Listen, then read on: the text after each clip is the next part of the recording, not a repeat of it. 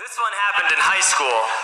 We had this teacher in high school whose kid went to our high school. His name was Mr. McNamara, and his son Jake McNamara went to our high school. He was a sophomore when I was a senior, so he was 2 years behind me. And Mr. McNamara was an asshole. And one weekend, he and his wife decided to leave town, which you should never do if you're an asshole. And Jake McNamara decided to throw a party at the teacher's house. Hooray! And everyone around town heard about it, and we all got up individually and thought, okay, let's go over there and destroy the place. I walked into this party, everyone I had ever met was there, and everyone was drinking like it was the end of the world. People were drinking like it was the Civil War and a doctor was coming to saw our legs off. It was totally unsupervised. We were like dogs without horses. We were running wild.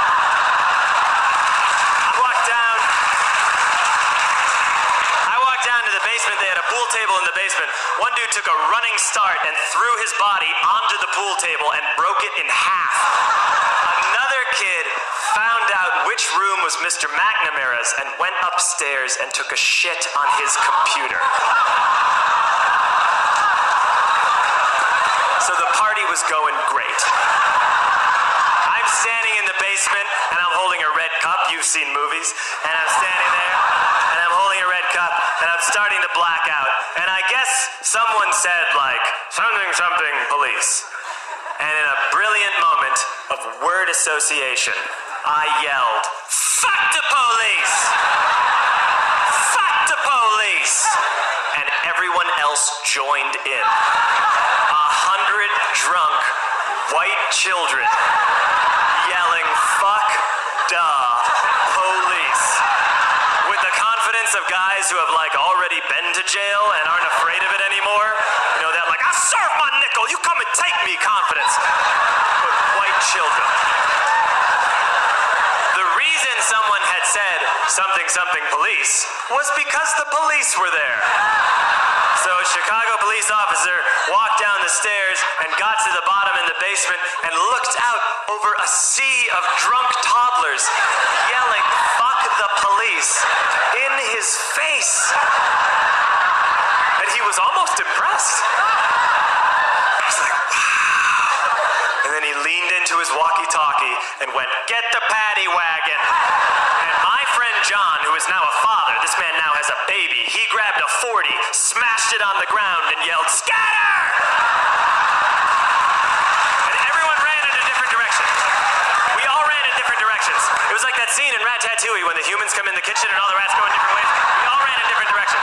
I ran into the laundry room and I jumped up on the washing machine and I crawled out through a window into the backyard, and now I'm running through the backyard and there was this big chain link fence and I thought, I've never climbed a fence that high before. And then I woke up at home.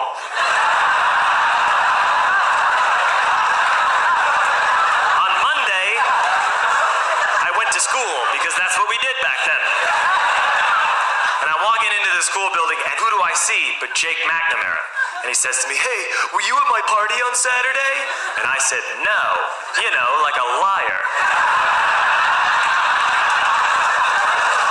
And he said things got really out of hand. Someone broke the pool table. Someone took a shit on my dad's computer.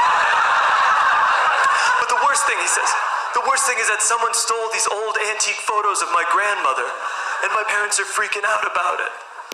And I had that thought that only blackout drunks and Steve Urkel can have.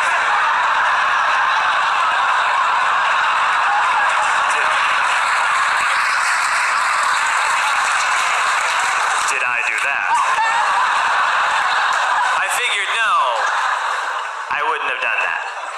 But I was never sure until 2 years later. Relax.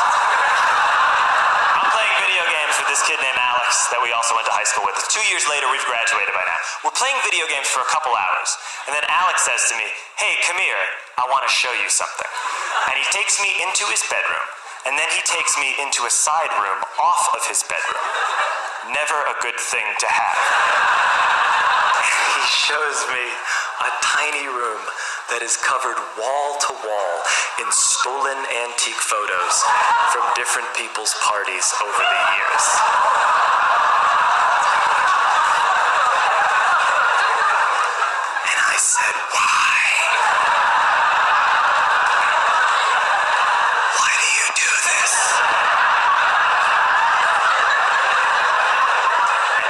said, because it's the one thing you can't replace.